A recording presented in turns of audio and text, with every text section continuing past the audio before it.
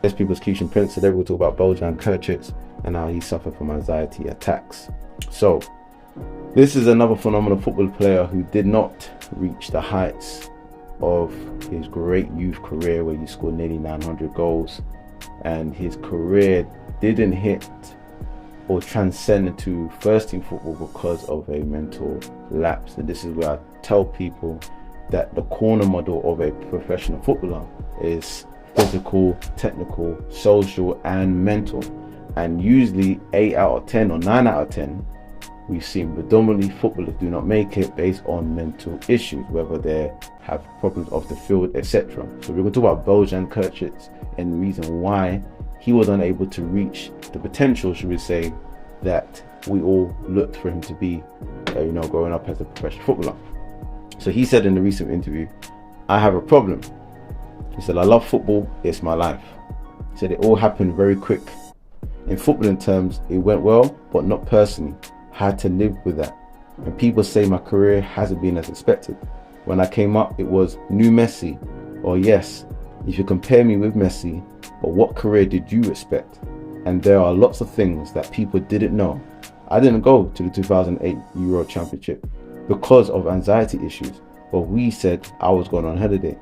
I was called up for Spain against France, my international debut, and it was said that I had gastroenteritis when I had an anxiety attack. But no one wants to talk about that. Football is not interested. Anxiety attacks affects everyone differently. I spoke to someone who felt that their heart was beating 1,000 times a minute. With me, it was dizziness, feeling sick, constant 24 hours a day. There was a pressure here in my head, powerful, never going away. I was fine when I went into the dressing room for France game, but I started to feel this powerful dizziness, overwhelmed, panicked, and they laid me on the physio's bench.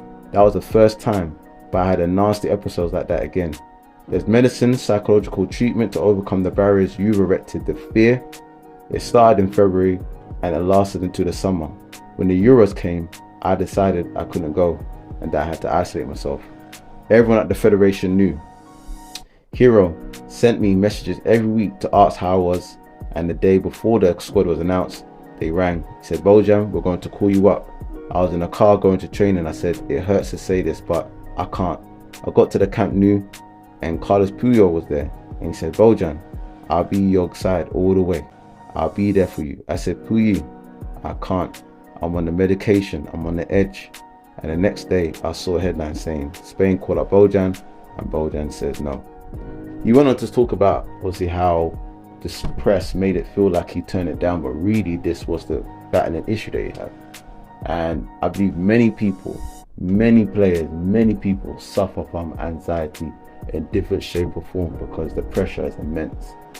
And so in the next video I'm going to be talking about how to overcome anxiety.